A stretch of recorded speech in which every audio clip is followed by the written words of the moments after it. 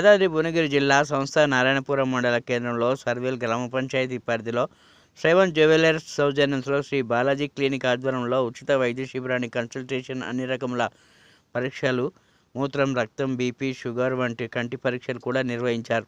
ఈ సందర్భంగా 200 మందికి పైగా వైద్య పరీక్షలు నిర్వహించి మందులను అందజేశారు.